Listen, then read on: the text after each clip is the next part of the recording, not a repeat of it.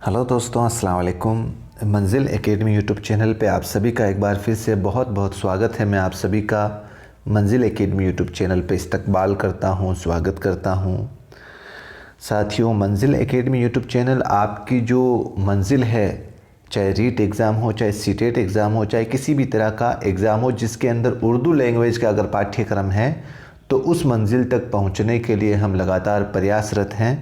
और इसी कड़ी के अंदर मैं आज एक बार फिर से आपके सामने एक नए विषय पर बात करने के लिए हाज़िर हुआ हूं।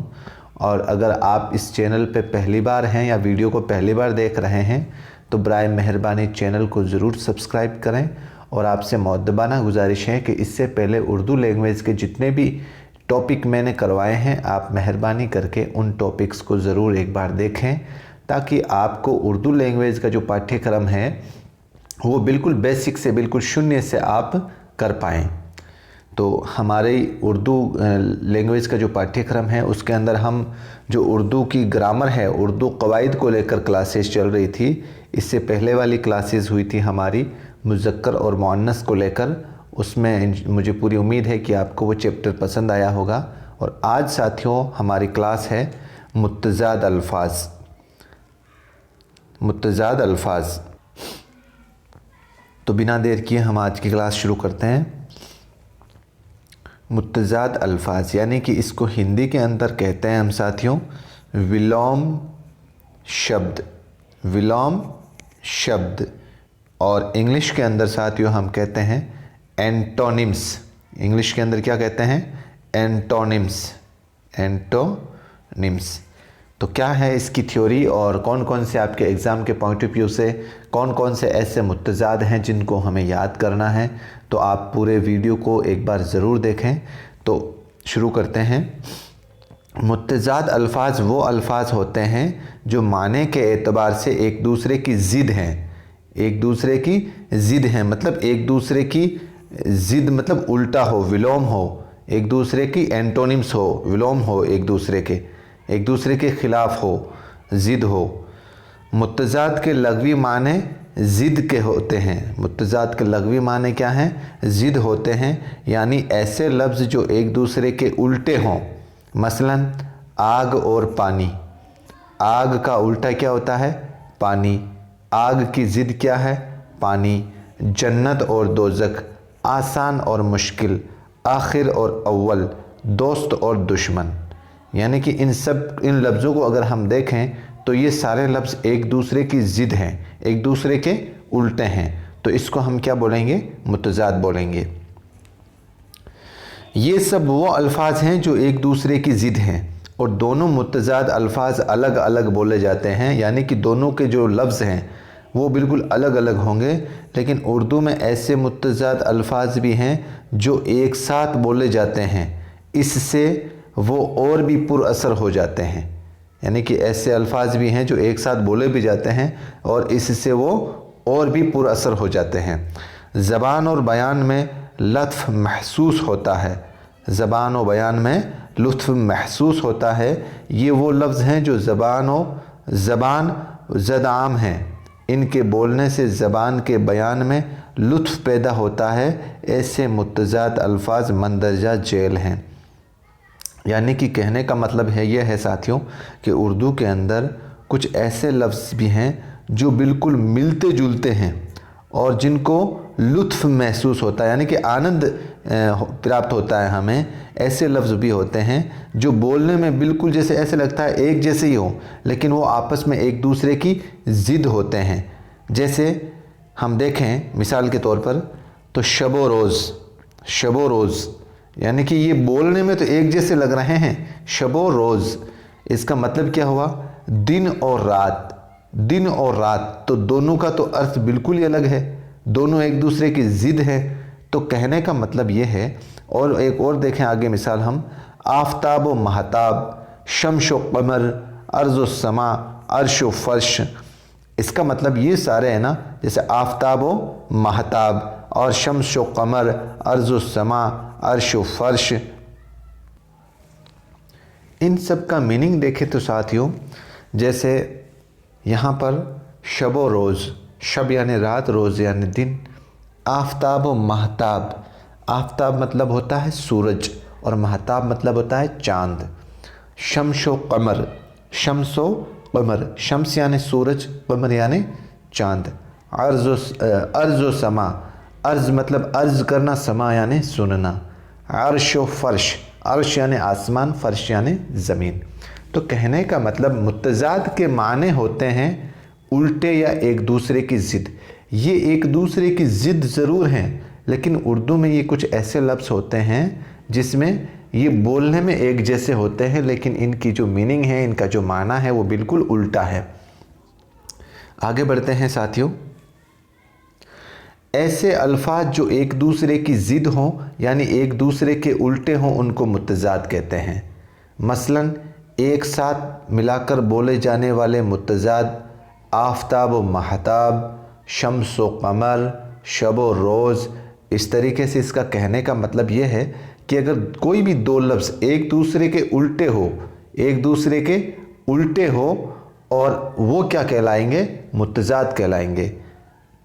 अगर आगे क्या कहता है, दिगर मुतज़ाद अल्फाज ऐसे हैं जो एक साथ इस्तेमाल नहीं होते, यानी कि जिनका बिल्कुल बोलने में भी बिल्कुल नाम ही अलग आएगा, जिनकी मीनिंग तो उल्टा है ही है, लेकिन जो हमने पहले अल्फाज देखे थे ना, जिनका साउंड, जिनके बोलने का अंदाज़ या बोलने का तरीका बिल्कुल सेम आ रहा था, समान आ रहा था, लेकिन अब उर्दू में कुछ ऐसे मुतज़ाद भी हैं जिनके बोलने में आवाज़ भी सेम नहीं होगी, बल्कि बिल्कुल ही अलग होगा।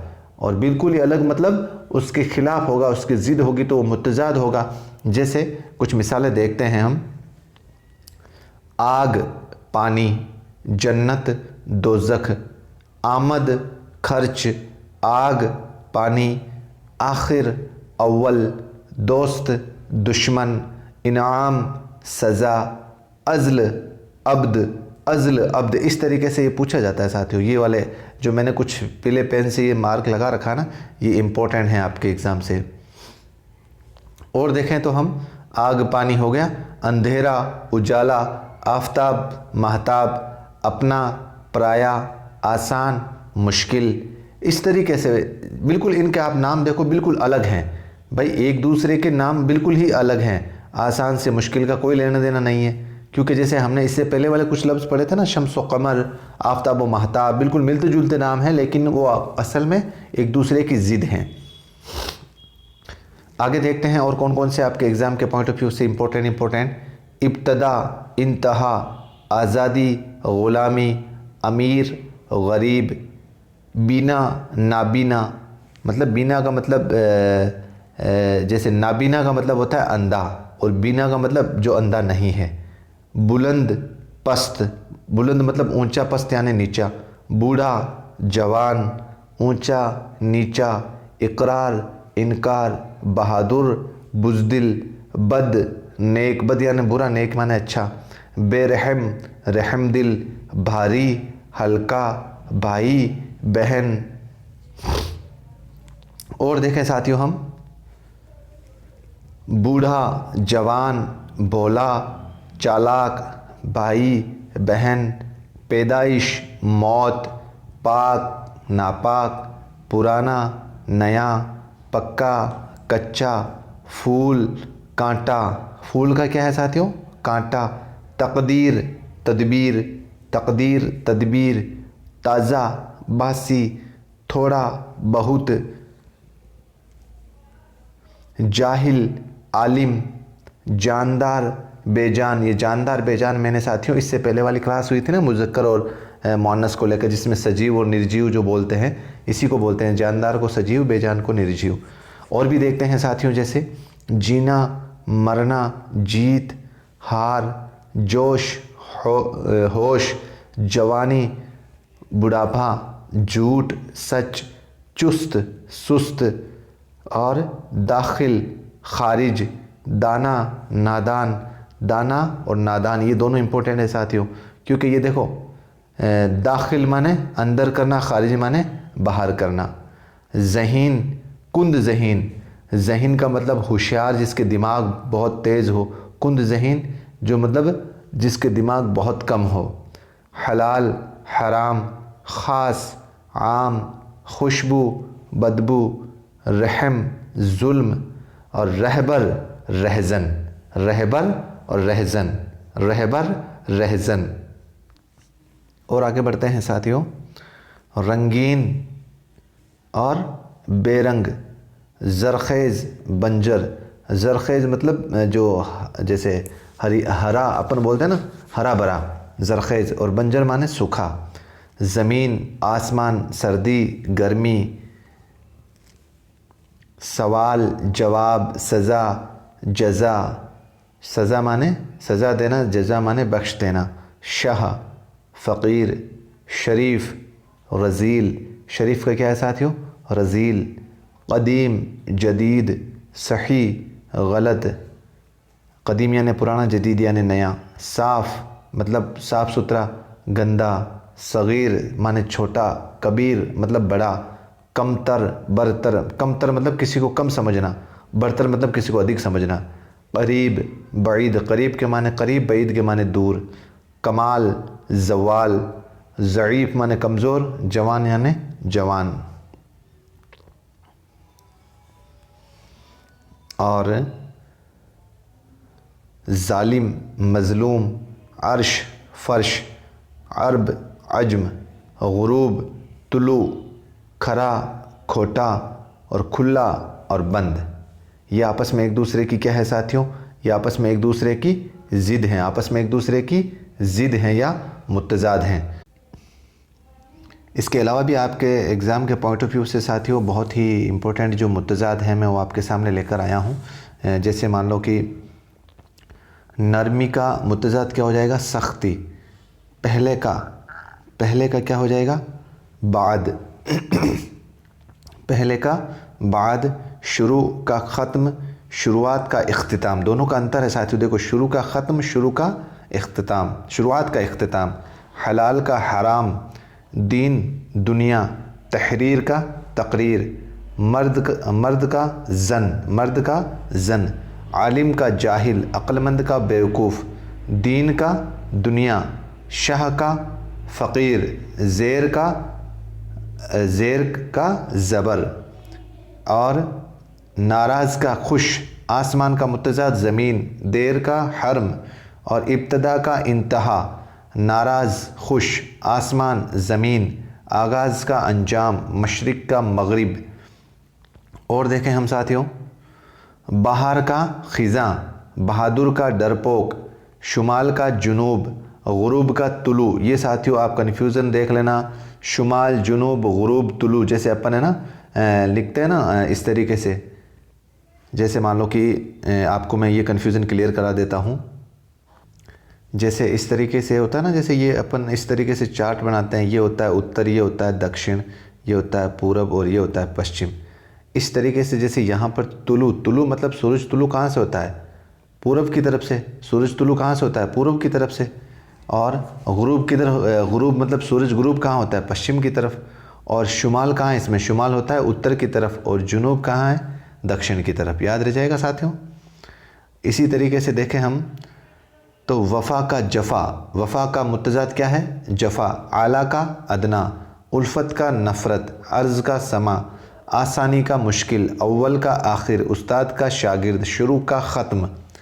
आसानी ये हो गया, सही का गलत, उरूज़ का ज़वाल, इक़रार का इनकार, रज़्म का बज़्म, बुलंद पस्ती, फ़तह का शिकस्त, और तुफ़्ल का जवान, शब का रोज़, आक़िल का जाहिल, मोहब्बत का नफ़रत, सग़ीरा का कबीरा, असगर का अकबर। देखो आपको ऑप्शन में असगर के है ना, कबीरा भी मिलेगा, लेकिन आपको अकबर ही करना है। बहार का ख़िज़ां, रंज का राहत, सग़ीर का कबीर, ताहिर का बातिन, ख़रीद का फ़रोख्त, आमद का रफ्त, बहार का ख़िज़ां, खुश्क का तर, महर का माह, शम्स का कमर, करीब का बईद, बीमार का तंदुरुस्त, और आफ़ताब का महताब, खैर का शर, गुल का खार, सुस्त का चुस्त, बश्र का जन, नज़्म का नस्र, खुर्द का कलां। जैसे अपन लिखते हैं ना, जैसे मान लो कि एक होता है छोटा और एक होता है बड़ा, जैसे दो शेरों के नाम होते हैं, तो उसके पीछे खुर्द और कलां लिखा होता है ना, फ़लाँ, जैसे मान लो कि किसी भी गांव के जैसे छोटी खुर्द है या बड़ी खुर्द है, तो इसके माने में खुर्द और कला का इस्तेमाल होता है। तो ये एक दूसरे की ज़िद होते हैं।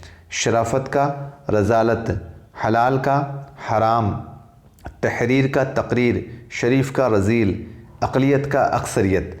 तो ये आपके एग्ज़ाम के पॉइंट ऑफ व्यू से बहुत ही इम्पोर्टेंट मैंने आपके सामने रखे हैं। और आप इसका देखो साथियों, इतना ही है कि सिर्फ 10% ऐसे नाम हैं जो आपके लिए नए हैं। आप इनको याद करें, बस इतना ही कहूँगा कि याद करने की ज़रूर कोशिश करें। 2-4 बार पढ़ें और वीडियो को 2-3 बार देखेंगे तो इंशाल्लाह याद भी हो जाएगा। तो आपको बहुत हेल्प मिलेगी, क्योंकि जब अपन पैराग्राफ वाले सवाल देंगे ना कोई भी, तो उस पैराग्राफ में हमें ये जो लफ्ज़ हैं बहुत काम आएंगे हमारे। तो उम्मीद करता हूँ आज का लेक्चर आपको बहुत पसंद आया होगा। अगर पसंद आया है तो बराए मेहरबानी उन विद्यार्थियों तक ज़रूर पहुँचाएँ जो पहली बार रीट या सीटेट एग्ज़ाम दे रहे हैं। आपसे एक यही गुजारिश है साथियों। और अगर पसंद आया है वीडियो तो लाइक और कर दें। अब दीजिए मुझे इजाज़त, मिलते हैं एक नई वीडियो के साथ। अस्सलाम वालेकुम, जय हिंद, जय भारत।